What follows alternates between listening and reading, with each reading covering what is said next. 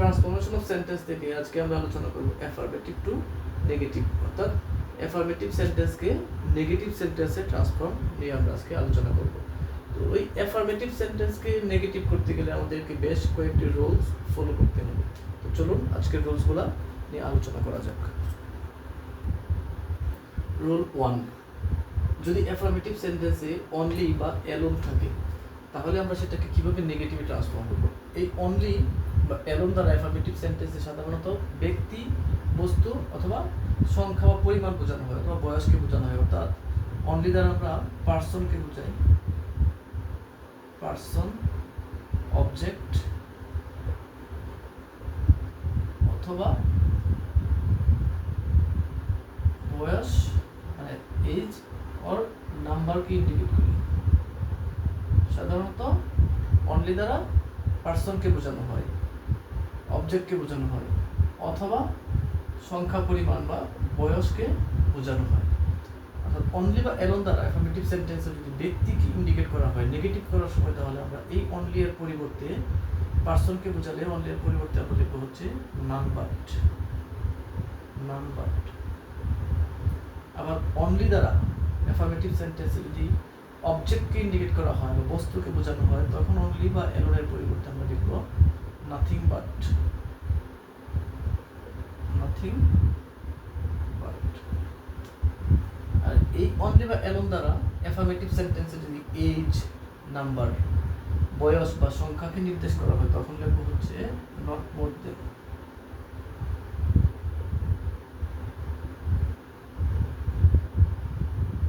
অথবা লিখব not less than.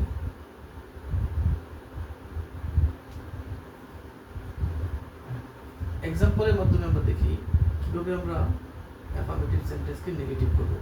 যেমন একটি অ্যাফার্মেটিভ সেন্টেন্স হচ্ছে এরকম, only he can do this. এই অ্যাফার্মেটিভ সেন্টেন্সটিতে অনলি রয়েছে এবং এই অনলি দ্বারা আমরা হি কে ইন্ডিকেট করছি। হি হচ্ছে এখানে একটি পার্সন অর্থাৎ ব্যক্তি। তাহলে এই অ্যাফার্মেটিভ সেন্টেন্সটিকে যখন আমরা নেগেটিভ করব, তখন এই অনলি এর পরিবর্তে, যেহেতু হি কে ইন্ডিকেট করেছে এবং হি পার্সন, তাহলে অনলি এর পরিবর্তে আমরা লিখব হচ্ছে none but, none but he can do this. এটাই। আবার অনলি দ্বারা যদি কোনো বস্তুকে বোঝানো হয়, অনলি দ্বারা যদি কোনো বস্তুকে বোঝানো হয়, তাহলে অ্যাফার্মেটিভ সেন্টেন্সকে নেগেটিভ করার নিয়ম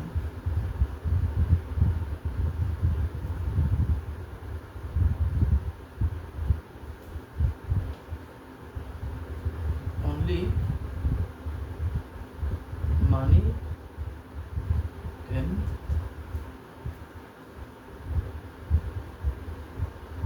help us, only money can help us. অর্থাৎ এই অনলি দ্বারা আমরা একটি বস্তুকে বুঝতে পারছি, হ্যাঁ, এই অনলি আমাদের একটি অবজেক্টকে ইন্ডিকেট করতেছে। তাহলে এই সেন্টেন্সটিকে নেগেটিভ করার সময় আমরা লিখব অনলি এর পরিবর্তে কি লিখব, অনলি এর পরিবর্তে লিখব হচ্ছে nothing but, nothing but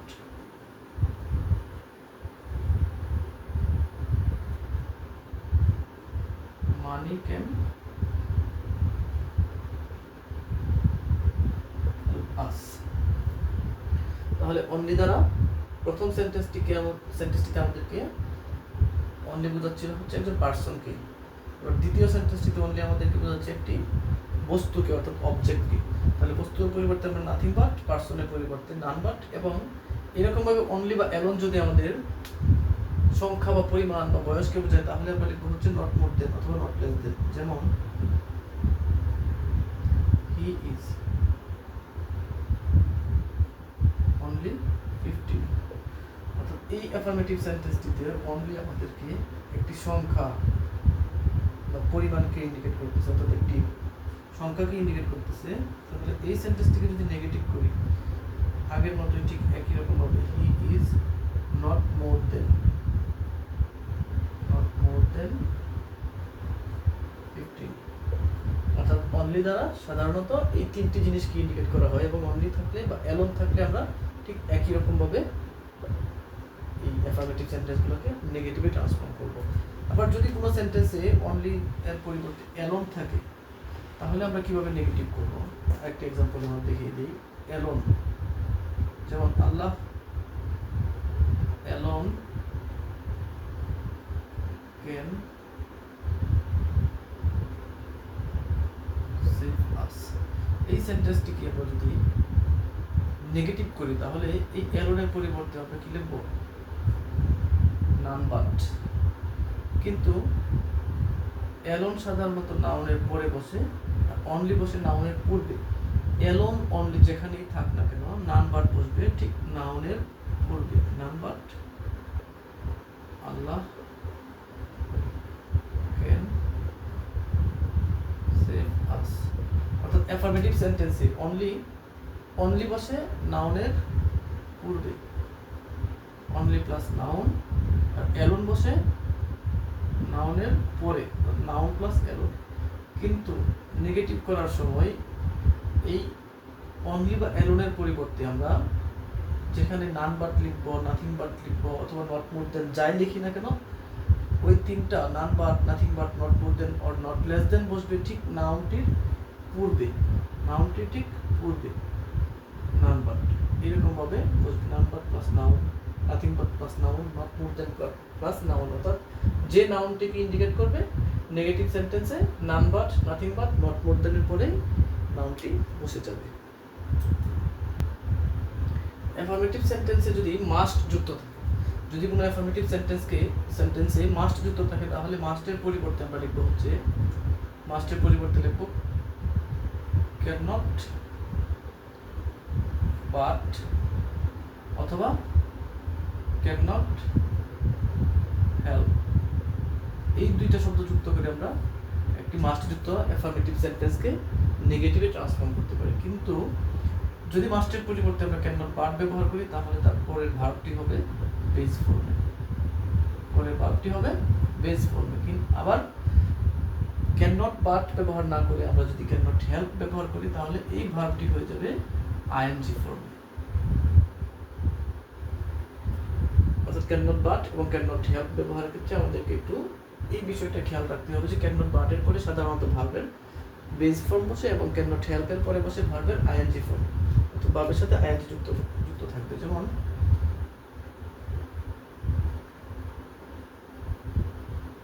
you must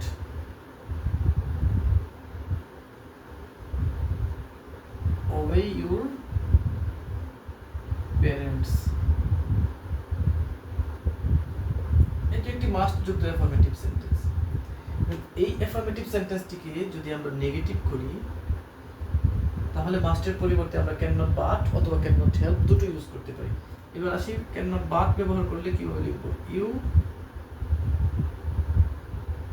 can not but obey your parents। অর্থাৎ এখানে ভার্বটি আমাদের বেস ফর্মে রয়ে গিয়েছে। কিন্তু যদি এটাকে ক্যান নট হেল্প ব্যবহার করি, যেমন you cannot help obeying your parents। অর্থাৎ মাস্টের পরিবর্তে যদি ক্যান নট বাট ব্যবহার করি তাহলে ভার্বের বেস ফর্ম, আর যদি ক্যান নট হেল্প ব্যবহার করি তাহলে ভার্বের সাথে আইএনজি ফর্ম ব্যবহার করতে হবে। অ্যাফার্মেটিভ সেন্টেন্সে যদি এভরি যুক্ত থাকে, যদি কোনো অ্যাফার্মেটিভ সেন্টেন্সে এভরি যুক্ত থাকে এবং সেটাকে নেগেটিভ করতে হয় তাহলে আমরা এভরি এর পরিবর্তে সাধারণত লিখি there is no, there is no. এইটা ব্যবহার করে আমরা নেগেটিভ করি, there is no doubt but. এই জিনিসটা ব্যবহার করে আমরা একটি এভরিযুক্ত অ্যাফার্মেটিভ সেন্টেন্সকে নেগেটিভ করতে পারি। যেমন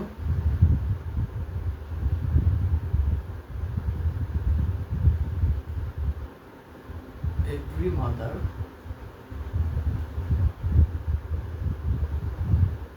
loves her child। এই সেন্টেন্সটি একটি এভরি যুক্ত অ্যাফার্মেটিভ সেন্টেন্স। তাহলে এই এভরি যুক্ত অ্যাফার্মেটিভ সেন্টেন্সটিকে নেগেটিভ করতে হলে আমাদের যে নিয়মটি ফলো করতে হবে সেটি হচ্ছে, আমরা সাধারণত এভরি এর পরিবর্তে লিখবো হচ্ছে দেয়ার ইজ নো। যেমন there is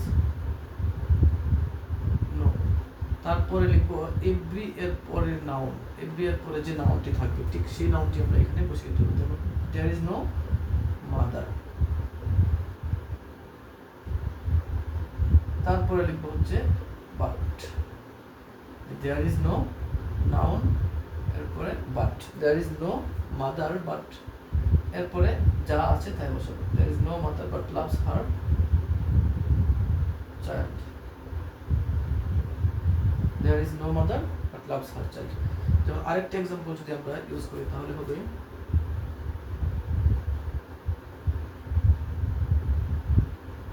everyone wants to be happy in life। এই সেন্টেন্সটিকে যদি নেগেটিভ করি তাহলে এভরি এর পরিবর্তে লিখবো হচ্ছে there is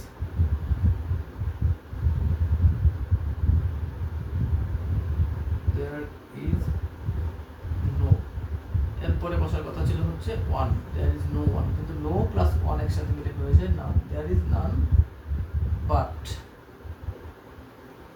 wants to be happy in life. এরকম আরেকটি সেন্টেন্স যদি আমরা বলি, অথবা এটাকে নান না লিখে আমরা নো ওয়ান ব্যবহার করতে পারি। আরেকটা এক্সাম্পল যদি দিই, every man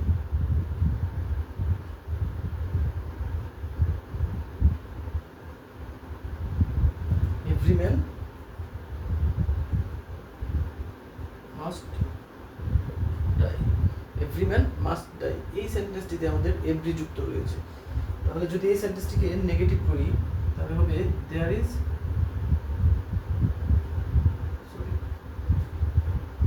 is no man but must die.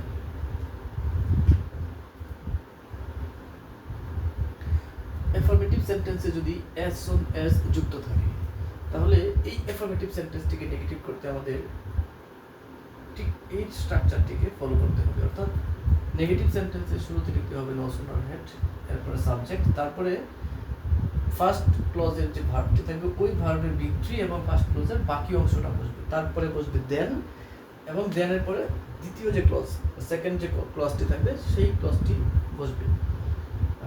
সাধারণত as soon as দ্বারা দুটি ক্লজ যুক্ত হয়, যেমন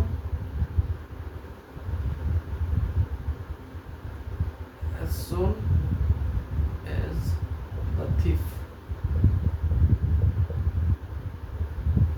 as the thief saw the police, এই যে একটি ক্লজ, এবং দ্বিতীয় ক্লজটি হচ্ছে he ran away, অর্থাৎ as soon as the thief saw the police he ran away। এই অ্যাফার্মেটিভ সেন্টেন্সটিকে যখন আমরা নেগেটিভে ট্রান্সফর্ম করব তখন স্ট্রাকচারটি হবে এরকম। প্রথমে বসাতে হবে হচ্ছে no sooner had, no sooner had, এরপর সাবজেক্ট বসবে প্রথম ক্লজ, যে প্রথম ক্লজের সাবজেক্ট হচ্ছে the thief, no sooner had the thief,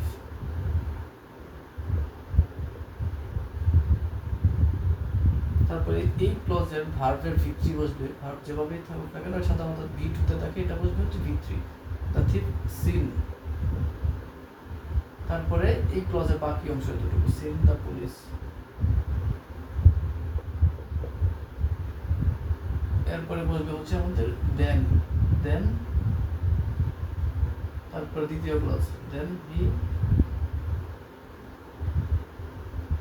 ran away।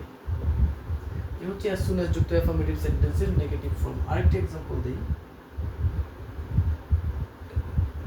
as soon as he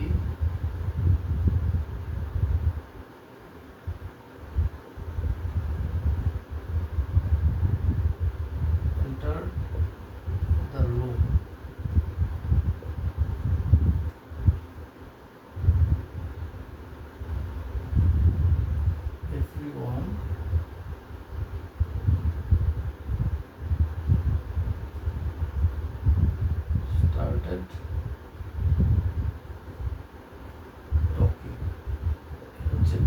দ্বিতীয় ক্লজ, অ্যাফার্মেটিভ সেন্টেন্সের প্রথম clause as soon as he entered the room everyone started talking, এটা হচ্ছে একটা অ্যাফার্মেটিভ সেন্টেন্স এবং এটা প্রথম ক্লজ হচ্ছে এতটুকু এবং দ্বিতীয় ক্লজ এটা। এই সেন্টেন্সটিকে যদি আমরা নেগেটিভ করি তাহলে নেগেটিভটা হবে no sooner had, no sooner had এই যে সাবজেক্ট হি, ভার্বের V3 এন্টার্ড, টু V2 আর V3 একই রকম যেহেতু এন্টার্ড দ্য রুম,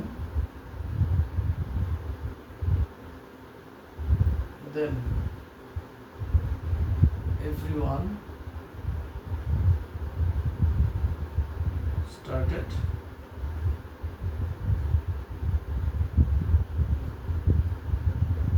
talking. এই হচ্ছে as soon as যুক্ত অ্যাফার্মেটিভ সেন্টেন্সের নেগেটিভ ফর্ম। অ্যাফার্মেটিভ সেন্টেন্সে যদি টু যুক্ত থাকে, অর্থাৎ টু যুক্ত একটি অ্যাফার্মেটিভ সেন্টেন্সকে নেগেটিভ করতে হলে আমাদের এই স্ট্রাকচারটিকে ফলো করতে হবে। অর্থাৎ অ্যাফার্মেটিভ সেন্টেন্সের যে সাবজেক্টটি থাকবে, একটি সাবজেক্ট থাকবে, তাহলে সেটাকে প্রথমে বসাবো, তারপরে অ্যাফার্মেটিভ সেন্টেন্সে ভার্ব বসাবো, এরপরে এই টু এর পরিবর্তে সো বসাবো এবং এই টু এর মাঝখানে অ্যাডজেক্টিভকে আমরা এখানে বসাবো, তারপরে এক্সট্রা দ্যাট বসাবো, এরপরে এই যে প্রথম সাবজেক্টটি থাকবে সেই সাবজেক্টটিকে আবার এখানে এনে বসাবো, দ্বিতীয়বার বসাবো, তারপরে দেখবো হচ্ছে ক্যান নট অথবা কুড নট, টেন্স অনুযায়ী ক্যান নট অথবা কুড নট, যদি প্রেজেন্ট ইনডিফিনিট টেন্স হবে প্রেজেন্ট টেন্স হয় তাহলে ক্যান নট, অথবা পাস্ট টেন্স হলে কুড নট। এরপরে পরবর্তী টু এর পরের অংশটা আমরা এখানে বসিয়ে দেব, তাহলে সেটা আমাদের নেগেটিভ সেন্টেন্স হয়ে যাবে। যেমন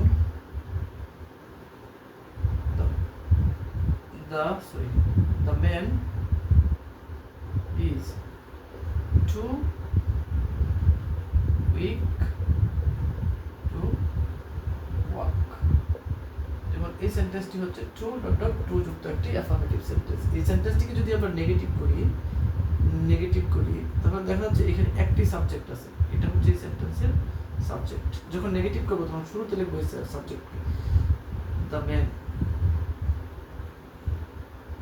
এই যে ভার্ব ইজ, টু এর পরিবর্তে সো বসাবো, সো এরপরে অ্যাডজেক্টিভ উইক, তারপরে দ্যাট, স্ট্রাকচার অনুযায়ী এখানে বসাবো দ্যাট। এরপরে প্রথম সাবজেক্টটি আমাদের আবার বসাতে হবে, তাহলে যেহেতু প্রথম সাবজেক্টটি দ্য ম্যান, তাহলে দ্বিতীয়বার এটিকে বসাতে গেলে আমাদের অবশ্যই এটা প্রোনাউন বসাতে হবে। কি বসাবো এখানে? That he. এখন আসবে টেন্স অনুযায়ী ক্যান নট অথবা কুড নট, ক্যান নট অথবা কুড নট, যেহেতু এটা সেন্টেন্সটাতে ইজ রয়েছে, ইজ প্রেজেন্ট ইনডিফিনিট টেন্স, তাহলে আমরা বসাবো ক্যান নট।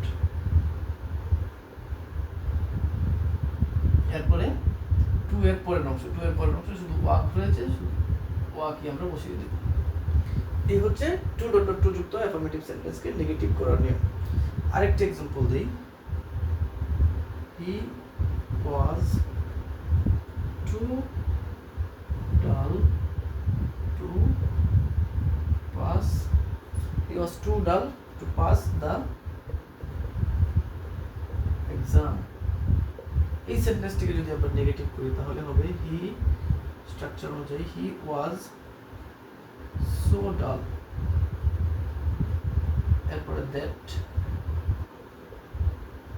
আবার এই সাবজেক্টটিকে বসাবো, হি এর প্রনাউন বসাবো হি, দ্যাট হি, যেহেতু এটা ওয়াজ রয়েছে এখানে তাহলে আমরা বসাবো could not, he could not pass the exam. এই হচ্ছে টু যুক্ত অ্যাফার্মেটিভ সেন্টেন্সের নেগেটিভ ফর্ম। অ্যাফার্মেটিভ সেন্টেন্সকে নেগেটিভ করার আমাদের সর্বশেষ যে নিয়ম সেটি হচ্ছে অ্যাফার্মেটিভ সেন্টেন্সের অন্তর্গত শব্দটির অপোজিট ওয়ার্ড বসানো এবং তার পূর্বে নট যুক্ত করে নেগেটিভ সেন্টেন্স তৈরি করা।